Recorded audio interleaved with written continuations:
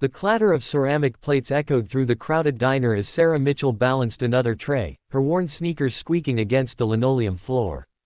Her hands trembled slightly, not from the weight, but from exhaustion that had settled deep into her bones. At 23, she looked older, her eyes carrying shadows that spoke of sleepless nights and silent prayers. The fluorescent lights above flickered, casting harsh shadows across her face as she forced another smile for table 7. She didn't know that in exactly 42 minutes, her entire life would change because of a moment she couldn't even remember. 3 years ago, Sarah had been a different person. She'd been a college sophomore with dreams of becoming a pediatric nurse, living in a cozy apartment near campus, texting her parents goodnight every evening. Then came the accident, the one that took her mother and father in a single, devastating moment on Interstate 95. The drunk driver who crossed the median had walked away with minor injuries. Sarah's parents didn't walk away at all. The insurance money barely covered the funeral costs. Her father's small business had been struggling, and they'd let some policies lapse. Within months, Sarah lost the apartment, dropped out of school, and found herself working double shifts at Bernie's diner just to keep a roof over her head. The roof, as it turned out, was a cramped room in a boarding house that smelled of mildew and broken dreams. But Sarah never let the bitterness show.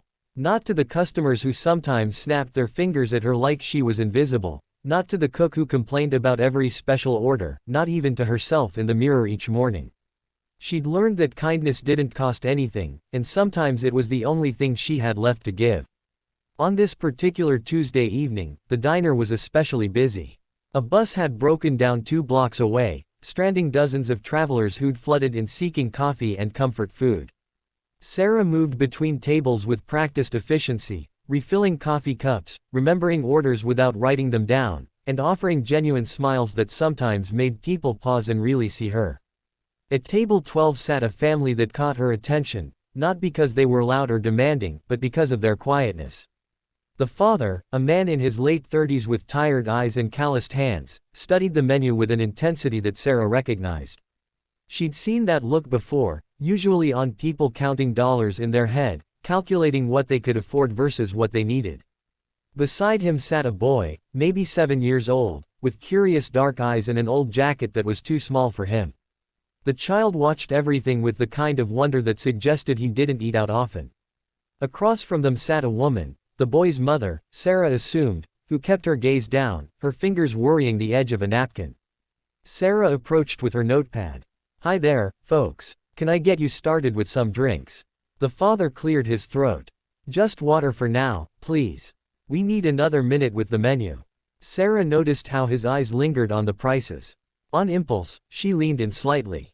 "Just so you know, we have a special tonight that's not on the menu. Meatloaf dinner with 2 sides, drink included. It's really good, and it's only $7.95. It wasn't a real special. Sarah would pay the difference out of her own tips later. She'd done it before for families that reminded her of her own, the ones who'd rather go hungry than admit they were struggling. The relief in the father's eyes was immediate. "That sounds perfect. 3 of those, please."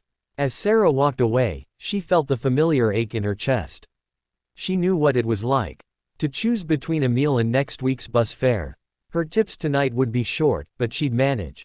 She always did. The evening rush continued, and Sarah moved through it like a dancer who'd memorized every step.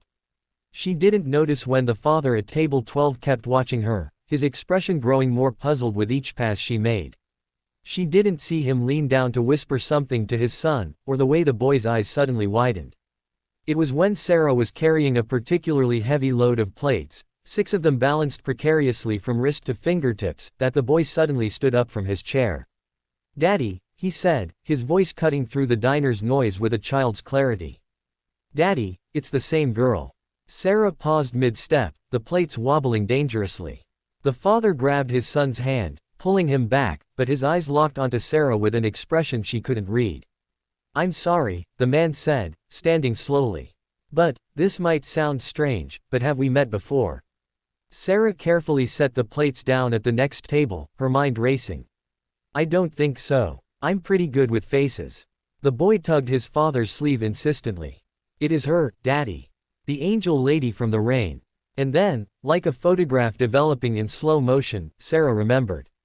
It had been 6 months ago, during one of the worst storms of the year. Sarah had been walking home from her shift, no umbrella, no bus fare left after lending money to a coworker whose daughter needed medicine. She'd been soaked through, shivering, when she'd seen them huddled under a broken bus stop shelter, a man, a woman, and a small boy, their belongings in 2 threadbare suitcases. The woman had been crying. The man had his arm around the boy, trying to shield him from the wind. Sarah had stopped, though every logical part of her brain told her to keep walking. She'd approached them, and somehow, she still wasn't sure how, she'd convinced them to take the $63 she had in her pocket. Her rent money, her food money, everything she'd had left. For a hotel room, she'd said. Get out of this storm. Please. The man had refused at first, but Sarah had been insistent. She'd pressed the damp bills into his hand and walked away before he could refuse again. She'd spent that night at the diner, sleeping in a booth after her manager had locked up, and had picked up every extra shift available to make up the shortfall. She'd never expected to see them again. She'd never wanted credit for it. It had simply been the right thing to do. You didn't just give us money for a hotel, the man said now, his voice thick with emotion. You saved our lives that night. We'd just been evicted, lost everything. I'd lost my job when the factory closed. We were trying to get to my brother's place 3 states away, but we'd run out of money. My wife, Linda, she has diabetes. She was getting sick in that storm, and I was terrified. The diner had grown quiet. Other customers were watching now, witnessing something that felt sacred. The money you gave us, the man continued, we used it for the hotel like you said, and for Linda's medication. The hotel manager, he saw our situation and let us stay an extra night free. He helped me find a job at a warehouse nearby. We've been rebuilding ever since. We drove through town today on our way to visit Linda's mother, and Marcus insisted we stop at this diner. I had no idea. Linda was crying now, standing beside her husband. We tried to find you. We came back to that bus stop so many times, hoping to see you again. Sarah felt her own tears starting. I didn't do anything special. Anyone would have. No, the man interrupted gently. Not anyone. Most people walked right past us that night. You stopped. You gave us everything you had. The boy, Marcus, pulled something from his jacket pocket, a small, worn envelope. We've been carrying this, hoping we'd find you. Inside was $300 and a note that simply read, thank you for reminding us that angels exist. Sarah's hands shook as she held the envelope. It was more money than she'd seen at once in months. It was enough to catch up on her rent, to replace her shoes, to maybe sign up for one online class toward finishing her degree. But more than the money, it was the reminder that kindness mattered. That the moments when she chose compassion over convenience, generosity over self-preservation, those moments rippled outward in ways she couldn't predict or measure. Bernie, the diner's owner, had emerged from the kitchen, witnessing the entire scene. His gruff exterior had cracked, revealing something softer underneath. Sarah, he said, his voice rough with emotion, I'm doubling your hourly rate. And I want to help you finish that nursing degree. My daughter's a nursing instructor at the community college. Let me make a call. Around the diner, other customers began approaching. One left a $100 tip. Another offered information about scholarship programs. A woman who'd been sitting alone handed Sarah a business card. She ran a nonprofit helping young people finish their education after family tragedies. As Sarah stood there, surrounded by unexpected kindness, she realized something profound. She'd spent 3 years feeling like she was drowning, barely keeping her head above water. She'd given when she had nothing to give, helped when she needed help herself, smiled through the exhaustion and grief and loneliness. And somehow, impossibly, it had all mattered.